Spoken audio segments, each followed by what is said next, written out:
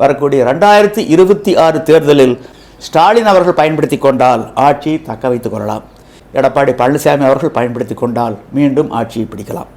விஜய் போன்றவர்கள் பயன்படுத்தி கொண்டால் புதிதாக முதலமைச்சர் ஆகலாம். கனிமொழி நாம என்ன சொன்னாங்க? இந்தியாவிலேயே தமிழ்நாட்டில் தான் இளம் விதவைகள் அதிகம். இதற்கு டாஸ்மாக் மதுதான் காரணம். ஆட்சிக்கு 4 ஆண்டுகள் ஆச்சே, இன்னும் மூடுனீங்களா? மூடலையே. இந்த கோவன் கொஞ்சமாக கொட்டு முழங்கினாரு, மூடு டாஸ்மாக மூடு டாஸ்மாக மூடு என்ன ஆட்டம் போட்டாரு. ஆட்டம் பாட்டம் கொண்டாட்டம் கொஞ்சமா நஞ்சமா.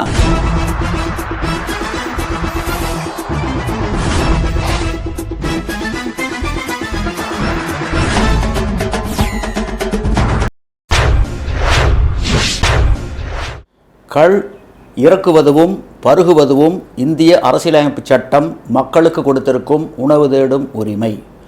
மேலும் இது உலகளாவிய நடைமுறையும் ஆகும். தமிழ்நாடு அரசிடம் நாங்கள் கள்ளுக்கு அனுமதி கேட்கவில்லை, கள்ளுக்கடைகளை திறக்க வேண்டும் என்ற கோரிக்கையினையும் வைக்கவில்லை. 1950 ஜனவரி 26 அரசியலமைப்பு சட்டம் நடைமுறைக்கு வந்தது. அந்த சட்டம் கொடுத்திருக்கும் உணவு தேடும் உரிமைதான் கள் இறக்குவதும் பருகுவதும்.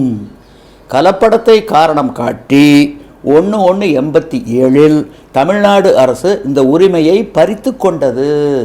பக்கத்தில் பாண்டியில், கேரளாவில், தெலங்கானாவில், ஆந்திராவில், அண்டை மாநிலங்களில், உலக அளவில் எங்கும் கள்ளுக்கு தடை கிடையாது.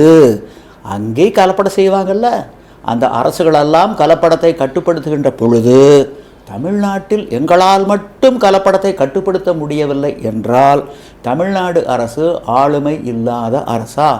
ஆளுமை இல்லாமல் போனால் ஏன் ஆட்சி பொறுப்பில் இருக்க வேண்டும்? இறங்குங்கள் கீழே. ஆளுமை உள்ளவர் அந்த முதல்வர் நாற்காலியில் அமரட்டும். இதற்கு தமிழ்நாடு முதலமைச்சர் கூறும் பதில் என்ன? எந்த அடிப்படையில் நீங்கள் தமிழ்நாட்டினுடைய முதலமைச்சராக அமர்ந்திருக்கின்றீர்கள்?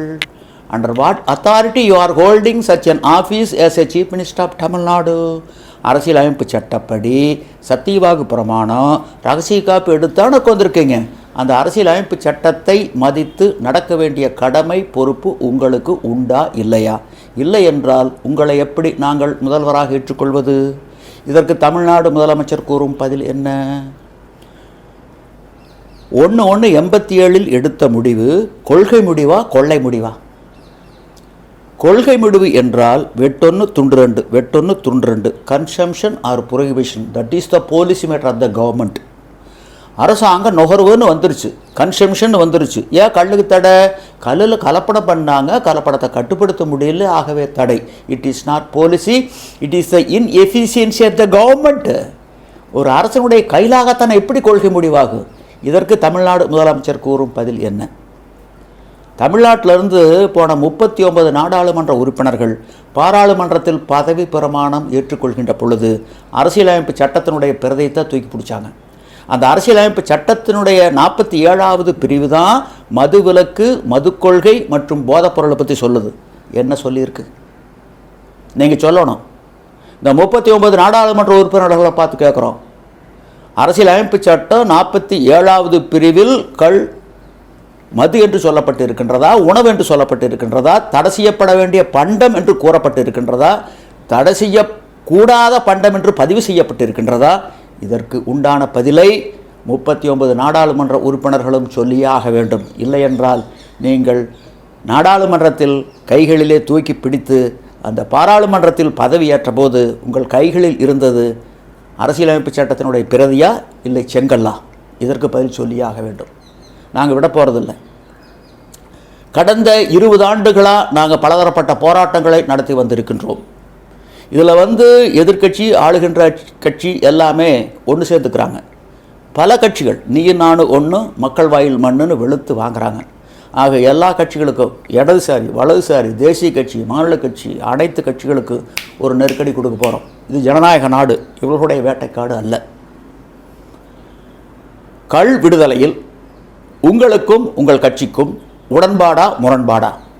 உடன்பாடா முரண்பாடா? உடன்பாடு என்றால் வரவேற்கின்றோம். அதே நேரத்தில் நீங்களும் உங்கள் கட்சியும் அரசியலமைப்பு சட்டத்தை முன்னிறுத்தி கல்லிறக்கி சந்தைப்படுத்தி வரும் போராளிகளுக்கு பாதுகாப்பு அரணாக நிற்க வேண்டும். உடன்பாடு என்றால். முரண்பாடு என்றால் வாதத்துக்கு வர வேண்டும், வாங்கிக் கொள்ள வேண்டும் 10 கோடி ரூபாய் பரிசை. இரண்டுக்கும் நாங்கள் தயாராக இல்லை என்றால் ஒன்று ஆணாருங்க, இல்லை ஒன்றா பொண்ணாருங்க, ரெண்டாம் கட்டான இருக்க வேண்டாங்க. அது நல்லதல்ல, உங்களுக்கும் நல்லதல்ல, இந்த நாட்டுக்கும் ஏற்றதல்ல. ஆகவே எங்கள் பிடியிலிருந்து எந்த ஒரு கட்சியும் தப்பவிட முடியாது.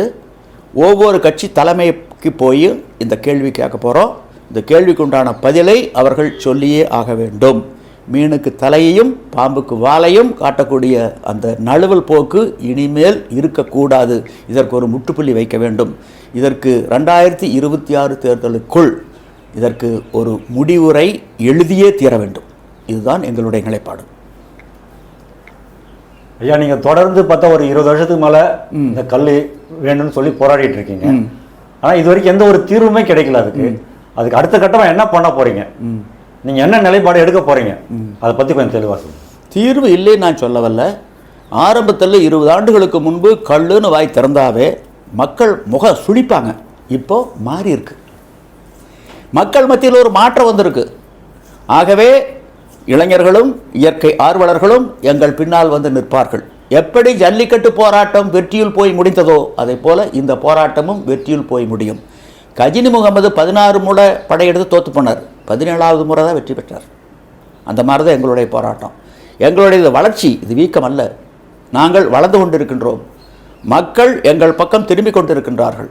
உதாரணத்துக்கு ஒன்று சொல்கிற, 1962 எங்கள் ஊரில் தேநீர் கடை ஆரம்பித்தாங்க. எங்கள் கிராமத்தில் முதல் தேநீர் கடை. அந்த கடையில் அப்போ அஸ்காட்டி அப்படின்னா சீனி சர்க்கரையை போட்டு போடக்கூடிய ஒரு தேநீர். அது 5 பைசா. கருப்பட்டியில் போட்டால் 3 பைசா. இன்றைக்கி சீனி சர்க்கரை என்ன விலை? கிலோ 45, கருப்பட்டி 300. மாற்றம் கண்டிருக்கு. இயற்கையின் பக்கம் மக்கள் வந்திருக்காங்க. அந்த வெள்ளை சக்கரை வெண்ணஞ்சுங்கிறது மக்கள் உணர்ந்திருக்கிறாங்க.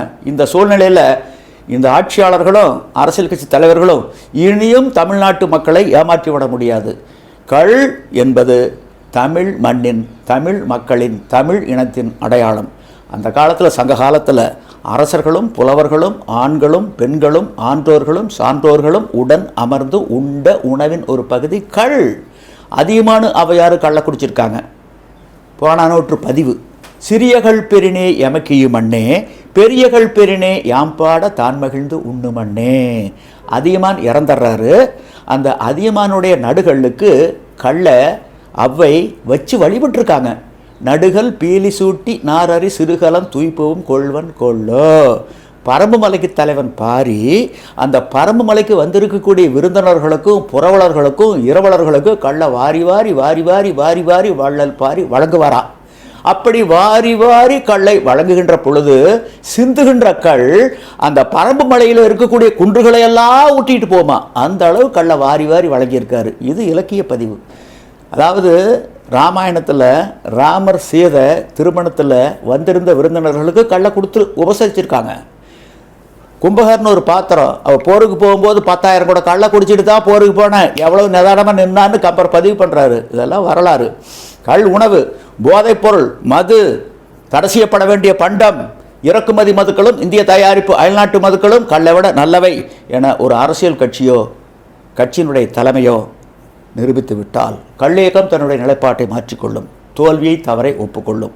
அந்த கட்சிக்கு 10 கோடி ரூபாய் பரிசும் கொடுக்கும். அப்படி ஒரு கட்சி வந்து வாதிட்டு வெற்றி பெற்று விட்டால் மக்கள் மத்தியில் அந்த கட்சி இடம்பெறும், இதயத்தில் இடம்பெறுவார்கள். வரக்கூடிய 2026 தேர்தலில் அது ஆதரவு வாக்குகளாக மாறும். வெற்றி பெற்று முதலமைச்சராக வரக்கூடிய ஒரு வாய்ப்பும் அந்த தலைவருக்கு கிட்டும். இந்த அரிய சந்தர்ப்பத்தை எடப்பாடி பழனிசாமி அவர்கள் பயன்படுத்தி கொண்டால் மீண்டும் ஆட்சியை பிடிக்கலாம். ஸ்டாலின் அவர்கள் பயன்படுத்தி கொண்டால் ஆட்சியை தக்க வைத்துக் கொள்ளலாம். விஜய் போன்றவர்கள் பயன்படுத்தி கொண்டால் புதிதாக முதலமைச்சர் ஆகலாம். இந்த அரிய வாய்ப்பினை அனைத்து கட்சி தலைவர்களும் பயன்படுத்தி கொள்ள வேண்டும் என்ற வேண்டுகோளை விடுக்கின்றோம். இது விடுக்கும் சவால் அல்ல. தென்னை சார்ந்த தொழிலாளர்கள், பனை சார்ந்த தொழிலாளர்கள் லட்சக்கணக்கோட இருப்பாங்க. அவங்களோட வாழ்வாதாரத்தை பாதுகாக்க உங்களுடைய இயக்கம் சார்பில் என்ன நடவடிக்கை எடுக்க போறீங்க? எங்களுடைய இயக்கம் சார்பில் நாங்கள் ஒன்று தான், தமிழ்நாடு முதன்மை மாநிலமாக மாற வேண்டும். ஆங்கிலேய நாட்டை விட்டு வெளியே போன போது தமிழ்நாட்டில் இருந்த பனைகளோட எண்ணிக்கை 50,000 கோடி, இன்றைக்கி 5,000 கோடியாக குறைஞ்சிருச்சு. இதற்கு முதன்மை காரணம் கள்தடை தான் முதன்மை காரணம். இன்றைக்கி இந்தியாவில் இருக்கக்கூடிய 8 கோடி பனைகளில் 5 கோடி பனைகள் தமிழ்நாட்டில் தான் இருக்குது. கஜா புயல்லாம் வந்தது, அனைத்து மரங்களும் வீழ்ந்து விட்டன, பனைகள் மட்டும் நிமிர்ந்து நின்றன. ஆக ஆழி பேரலையை, காற்றை, புயலை தாங்கி நிற்கக்கூடிய ஒரே ஒரு மரம் பனைமரம். இதுவரையில் நாம் பனைமரத்துக்கு யாராச்சும் நீர் பாய்ச்சிருக்கிறோமா? ரசாயன உரம் போட்டிருக்கிறோமா? பூச்சி மருந்து, பூஞ்சால மருந்து, களக்கொல்லி தெளிச்சிருக்கிறோமா? இல்லை. இவற்றிலிருந்து இறக்கக்கூடிய கல் உலகத்தர வாய்ந்ததாக இருக்கும். இந்த கல் இறக்கிறதுக்கு மின்சார தேவையில்லை. இது சுற்றுச்சூழலை பாதிக்காது. குறைந்த முதலீட்டில் நிறைந்த அளவுக்கு பயன்பெற முடியும். அப்படி இறக்கிய கல்லை, பதநீரை, நீராவை பாட்டில்களில், பவுச்சுகளில், டப்பாக்களில், டின்களில், டெட்ரா பேக்கிங்கில் அடைச்சு மதிப்பு கூட்டப்பட்ட பண்டங்களாக மாற்றி மேலை நாடுகளில், வளர்ந்த நாடுகளில், தலைநகரங்களில், நட்சத்திர விடுதிகளில், பன்னாட்டு விமான தளங்களில், வரி செலுத்தப்பட்ட கடைகளில் சந்தைப்படுத்துகின்ற பொழுது பெரிய அளவிலான அந்நிய செலாவணி தமிழ்நாட்டுக்கு கிடைக்கும். அப்போது தமிழ்நாடு தலை நிமிரும் முதன்மை மாநிலமாக மாறும். இந்த அரிய வாய்ப்பினை தமிழ்நாடு அரசு பயன்படுத்தி கொள்ள வேண்டும். தொலைநோக்கு பார்வையில் சிந்திக்க வேண்டும். சிந்தித்து செயல்பட்டால் இப்போது இருக்கக்கூடிய முதலமைச்சர் அவர்களுக்கு உலக அளவில் பாராட்டு வந்து குவியும். அதான் வள்ளுவர் அன்றே பதிவு பண்ணார். குடிதழி கோலோச்சும் மாநில மன்னன் அடிதழியே நிற்கும் உலகு. குடிமக்கள் நலனில் அக்கறை கொண்டு தொலைநோக்கு பார்வையில் சிந்தித்து வரும் தலைமுறையை முன்னிறுத்தி நல்லாட்சி நடத்துகின்ற ஒரு மாநில ஆட்சியாளன் பின்னால் ஒட்டுமொத்த உலகமும் அணிவகுத்து நிற்கும். இப்படி அரசே டாஸ்மாக் மதுக்களை, தரங்கட்ட மதுக்களை,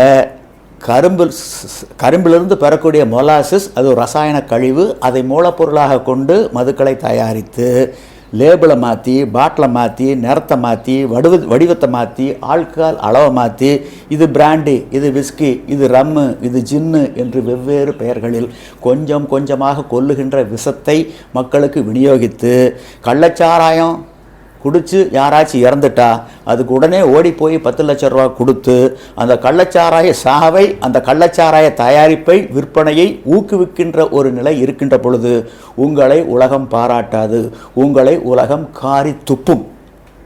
ஐயா, அண்ணாமலை என்ன ஸ்டேட்மெண்ட் கொடுத்தாருன்னா பார்த்தீங்கன்னா, நாங்கள் ஆட்சிக்கு வந்தால் கல்லிறக்க அனுமதி தருவோம்னு சொல்லியிருக்காரு. இப்போ தேர்தலில் நீங்கள் பாரதிய ஜனதாவை ஆதரிக்கிறதுக்கு வாய்ப்பு ஏதாவது இருக்கா? அண்ணாமலை சொல்லியிருப்பது அவர் கள் மீது கொண்டிருக்கக்கூடிய புரிதல் இன்மையின் வெளிப்பாடு. அண்ணாமலை என்ன சொன்னார்? அண்ணாமலை சொன்னது தான் நீங்கள் சொல்கிறீங்க. என்ன சொன்னார்? நாங்கள் ஆட்சிக்கு வந்தால் கள்ளுக்கு அனுமதி கொடுப்போம், தமிழ்நாட்டில் கள்ளு கடைகளை திறப்போம். இதைத்தானே சொன்னார். எதற்காக தமிழ்நாடு அரசிடம் கள்ளுக்கு அனுமதி கேட்க வேண்டும்? அதே 1950 ஜனவரி 26 அரசியலமைப்பு சட்டம் கொடுத்திருக்கும் உணவு தேடும் உரிமை. ஏற்கனவே அண்ணாமலைக்கு திருமணம் ஆயிட்டுது, குழந்தைகளே பெற்றிருக்காரு, வாழ்ந்து கொண்டு இருக்காரு. இன்னைக்கு மாமனார்கிட்ட போய் திருமணம் செஞ்சு வைங்கன்னா அது எந்த விதத்தில் நியாயம்? அந்த மாதிரி இருக்குது. வேணா 60 வருஷம் கடந்த பின்னாடி ஏதோ திருக்கடையூருக்கு அழைச்சிட்டு போய் திருமணம் செஞ்சு வைக்கலாம். ஏன்னா தினந்தனமாக திருமணம் செஞ்சு வைக்க முடியும்? அண்ணாமலை அவர்கள் தமிழ்நாடு அரசை பார்த்து கேட்க வேண்டிய ஒரு கேள்வி, ஐயா, அரசியலமைப்பு சட்டம் கொடுத்திருக்கும் உணவு தேடும் உரிமை நீங்கள் பறிச்சுக்கிட்டீங்க, கலப்படத்தை காரணம் காட்டி பறிச்சுக்கிட்டீங்க. இது கைலாகத்தனத்தினுடைய வெளிப்பாடு. ஒன்று, கலப்படத்தை கட்டுப்படுத்துங்க, இல்லைன்னா கல்லுக்கு வைத்திருக்கக்கூடிய தடை நீக்குங்க. ரெண்டுக்கும் தயாரில்லாமல் முதலமைச்சர் பொறுப்புலேருந்து இறங்குங்க. இதையெல்லாம் கேட்கணும். அடுத்து அண்ணாமலை அவர்கள் முதல்வரை பார்த்து, under what authority you are holding such an office as a chief minister of Tamil Nadu? அரசியலமைப்பு சட்டப்படி சத்தியவாகு பிரமாணம் ரகசிய காப்பு எடுத்தானு வந்திருக்கீங்க. அந்த அரசியலமைப்பு சட்டத்தை மதித்து நடக்க வேண்டிய கடமை பொறுப்பு உங்களுக்கு உண்டா இல்லையா? இதற்கு என்ன பதில்? இதையெல்லாம் கேட்கணும். ஒரு மரத்துக்கல்ல ஒரு மண்டலம் 48 நாட்கள் தொடர்ந்து பருகி வந்தால் பல நோய்கள் குணமாகும். இது மருத்துவம். கல்லுக்கு ஏலம் கடை என்று இருந்தால் ஒரு மரத்து கல் கிடைக்குமா? வாய்ப்பே இல்லை. பல மரத்து கல் தான் கிடைக்கும். அதுவும் அது கலப்பட கல்லாக தான் இருக்கும். அப்படி ஒரு நிலை வருகின்ற பொழுது அரசியலமைப்பு சட்டம் 47வது பிரிவில் சொல்லப்பட்டிருக்கும், except for medicinal purposes of intoxicating drinks and of drugs which are injurious to health. இந்த வரி பொருளற்று போய்விடுகின்றது. ஆகவே கள்ளுக்கு தடையும் கூடாது, கடையும் கூடாது. நாங்கள் ஆட்சிக்கு வந்தால் கள்ளுக்கு தடையை நீக்குவோம்னு சொன்னால் பிஜேபியை ஆதரிக்கிறதுல நியாயம் இருக்குது. கள்ளுக்கடைகளை திறப்போம், கள்ளுக்கு அனுமதி கொடுப்போம் என்பதில் நியாயமில்லை. அரசியலமைப்பு சட்டம் பற்றிய புரிதல் இல்லாமல் அண்ணாமலை அவர்கள் இப்படி பேசியிருக்கின்றார். அவர் தன்னுடைய நிலைப்பாட்டை மாற்றிக்கொள்ள வேண்டும். இல்லை அவனை தமிழ்நாடு கல்லையத்தோட வாரத்துக்கு வர சொல்லுங்கள், வாங்கி சொல்லுங்கள் 10 கோடி. பாருங்க, நீங்கள் கள்ளுக்கு கள் விடுதலில் உடன்பாடு என்றால் நீங்கள் வாய்ப்பந்தல் மட்டும் போடக்கூடாது. இன்றைக்கி அரசியலமைப்பு சட்டப்படி கள்ளை இறக்கி சந்தைப்படுத்திக்கிட்டு இருக்காங்க. அவர்கள் மீது தமிழ்நாடு அரசு தமிழ்நாடு மதுவிலக்கு சட்டப்படி நடவடிக்கை எடுத்து வருகின்றது. கலயங்களை உடைக்கின்றது, பாளைகளை வெட்டுகின்றது, கள்ளிறக்குவோர் மீது பொய் வழக்குகளை எல்லாம் போடுகின்றார்கள். அப்படிப்பட்ட போராளிகளுக்கு பாதுகாப்பு அரணாக நிற்போம்னு சொல்லுங்க. அது ஏற்றுக்கொள்ளக்கூடியது. நாங்கள் ஆட்சிக்கு வந்தால் தான் செய்வோம்னா உங்களை எப்படி நம்புறது? ஏற்கனவே உங்களுக்கு தெரியும், இந்த கோவன் கொஞ்சமாக கொட்டு முழங்கினார், மூடு டாஸ்மாக மூடு டாஸ்மாக மூடு என்ன ஆட்டம் போட்டார். ஆட்டம் பாட்டம் கொண்டாட்டம் கொஞ்சமா நஞ்சமா. கவிஞர் கனிமொழி நாம என்ன சொன்னாங்க? இந்தியாவிலேயே தமிழ்நாட்டில் தான் இளம் விதவைகள் அதிகம், இதற்கு டாஸ்மாக் மதுதான் காரணம். ஆட்சிக்கு 4 ஆண்டுகள் ஆச்சே, இன்னும் மூடுனீங்களா? மூடலையே. அதே மாதிரி அவங்க எப்படி தமிழ்நாட்டு மக்களுக்கு நம்பிக்கைக்கு பாத்திரமா இல்லையோ, அதே போல் நீங்கள் நம்பிக்கைக்கு பாத்திரமா இருப்பீங்கிறது என்ன உத்தரவாதம்? இப்போ நடைமுறையில் தமிழ்நாடு அரசு கள்ளிறக்குவோர் மீது அடக்குமுறையை மேற்கொண்டு இருக்கின்றது. அதுக்கு என்ன பதில்? இதைத்தான் நாங்கள் அண்ணாமலை பார்த்து கேட்குறோம். நீங்கள் மீனுக்கு வாழை பாம்புக்கு தலையும் காட்டிட்டு போயிடக்கூடாது. ஒவ்வொரு கட்சி தலைவர்கிட்ட இதை கேட்க போகிறோம். இதுக்கு அவங்க பதில் சொல்லியாக வேண்டும். இது இவர்களுடைய வேட்டைக்காடு அல்ல, தமிழ்நாடு ஒரு விளைநிலம். இப்போ தேர்தலுக்கு முன்னாடி பெரிய அளவில் ஏதாவது போராட்டம் நடத்தி உங்களுடைய கோரிக்கையை முன்வைக்கிற யோசனைகள் ஏதாவது இருக்கா? எங்களை பொறுத்த அளவில் கோழி, வி ஆர் கேட்டலிஸ்ட். கோழி காலையில் கோவத்தான் முடியும். அதுக்காக குறைச்சி விட்டு தூங்கிட்டு இருக்கிறவங்கள போய் கொத்தி எழுப்ப முடியும்? கொத்தி எழுப்புனா என்ன நடக்கும்? குறவலை பிடிச்சிடுவாங்க, அடுத்து கோழி குழம்பு தான் மணக்கு. அது எங்களுடைய வேலையும் அல்ல.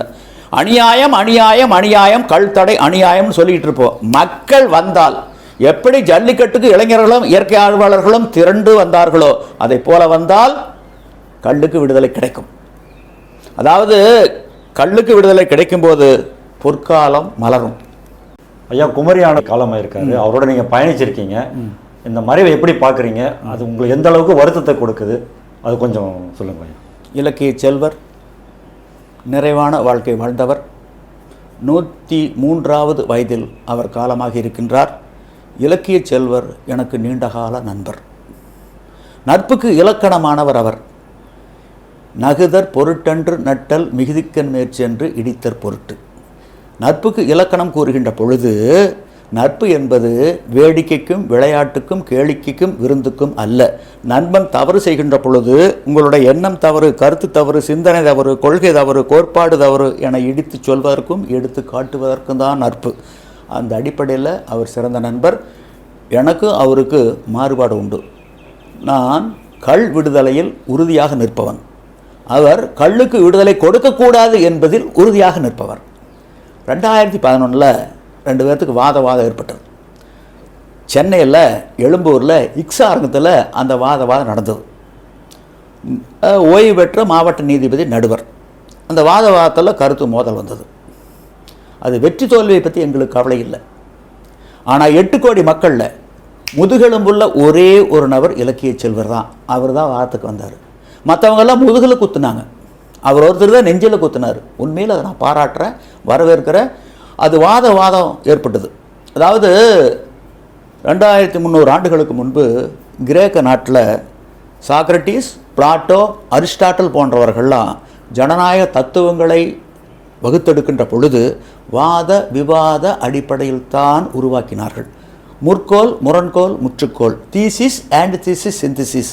அந்த அடிப்படையில் தான் ஜனநாயகத்தை வடித்தெடுத்து உலகுக்கு அறிமுகப்படுத்தினார்கள். அந்த அடிப்படையில் இந்த வாத விவாதம். அந்த கள் விடுதலையில் இருக்கக்கூடிய நன்மை தீமைகளை மக்கள் மத்தியில் எடுத்துச் சொன்னது. இதற்காக நாங்கள் அவரை பாராட்டுகின்றோம், அவருடைய துணிச்சலை வரவேற்கின்றோம். அவர் ஒரு போர் வீரர். மரம் மானம் மாண்ட வழிச்செலவு தேற்றம் என 4 ஏமம் படைக்கு. ஒரு படைக்கு உண்டான சிறப்பு அம்சங்கள் எவை என வள்ளுவர் பதிவு செய்கின்றார். படையில் இருக்கக்கூடிய வீரர்கள் ஒவ்வொருவரும் வீரமிக்கவர்களாக இருக்க வேண்டும், முதல் அம்சம். ரெண்டாவது அம்சம் நல்ல ஒழுக்கம் கொண்டவர்களாக இருக்க வேண்டும். மயிர் நீப்பின் வாழா கவரிமானன்னார் உயிர் நீப்பர் மாணவரேன். மூன்றாவது அம்சம் நன்னடத்தை, நல்ல நாகரிகம், நல்ல பண்பாடு, இவற்றை கற்றவர்களாகவும் வாழ்வில் கடைப்பிடிப்பவர்களாகவும் வீரர்கள் இருக்க வேண்டும். இறுதியாக உறுதியாக பிழிவாக சாராக சாராம்சமாக நம்பிக்கை. இந்த போரில் கால் பதித்தால் வெற்றி பெறுவோம் என்ற நம்பிக்கையில்தான் ஒவ்வொரு வீரனும் களத்தில் கால் பதிக்க வேண்டும். ஐயோ நாம் திரும்பியா வரப்போகிறோம் என்ற எண்ணத்தில் கால் பதித்து விட்டால் என்னதான் ஆர்ம்ஸ் அம்யூனிஷன் வெப்பன் இருந்தாலும் அந்த படை வெல்லாதுங்கிறார். அந்த மாதிரி துணிச்சலோடு களத்துக்கு வந்த ஒரே ஒரு நபர், வெற்றி தோல்வியை பற்றி கவலைப்படாமல் கடைசியில் 2024 இறுதியில் எனக்கு கடிதம் எழுதுகிறார், மீண்டும் வாதவாத வச்சுக்கலான்னு. கடைசியில் கூட அவர் தன்னுடைய கொள்கை பிடிப்பிருந்தவர். அவருடைய மகள் திருமதி தமிழிசை எங்களோடு இணைந்து போராடியவர். 2008 கள்ளுக்கு விடுதலை வேண்டும் என்று உண்ணாவிரதம் இருந்தோம். அப்போ அனுமதி கொடுத்ததை மறுத்துட்டாங்க. அண்ணா சாலையில் இந்த அம்மா தமிழிசை வந்து சாலை மறியலில் ஈடுபட்டாங்க. அப்புறம் இலா கணேசனும் வந்து உட்கார்ந்துருந்தார் சாலை மறியலில். அவங்களாம் கள் ஆதரவாளர்கள். தன்னுடைய மகள் கள் ஆதரவாளர். ஆனால் குமரி அனந்தன் கள் எதிர்ப்பாளர். இருந்தாலும் தன்னுடைய கொள்கையை இறக்கும் வரை அவர் பிடிவாதமாக பிடித்திருந்தார். அந்த பிடிவாத தன்மையை உண்மையிலேயே வரவேற்கத்தக்கது. மற்றவங்கெல்லாம் முதுகில் குத்துனாங்க, அவர் நேரடியாக மற்றவங்கெல்லாம் புறங்கூறி பொய்த்து உயில் வாழ்தலின் சாதல் அரங்கூறும் ஆக்கம் தரும். அரங்கூரான் அல்ல செய்யணும் ஒருவன் புறங்கூறான் என்றில் இனிது. நேருக்கு நேர் சொன்னார். உண்மையிலேயே அதை பாராட்டுறோம். உண்மையிலேயே வெளிப்படைத்தன்மை. அவர் ஓர் வெள்ளைச்சோளம், நிறைவான வாழ்க்கை வாழ்ந்தவர். அவரது மறைவு தமிழ்நாடு கள்ளியக்கத்துக்கும் தமிழ் சமுதாயத்துக்கும் ஒரு பேர் இழப்பு. இன்று அவருடைய இறுதிச் சடங்கில் நாங்கள் கலந்து கொள்வதற்காக சென்னை வந்திருக்கின்றோம். இவ்வளவு நேரம் நீங்கள் அதிர்வலை டிவிக்கு பேட்டி கொடுத்துருக்கீங்க. அதற்காக அதிர்வலை குடும்பம் சார்பில் உங்களுக்கு நன்றிகளை தெரிவித்துக் கொள்கிறேன். நன்றி நன்றி நன்றி நன்றி நன்றி. இந்த வீடியோ உங்களுக்கு பிடிச்சிருந்தா லைக் பண்ணுங்க, கமெண்ட் பண்ணுங்க, ஷேர் பண்ணுங்க, சப்ஸ்கிரைப் பண்ணுங்க.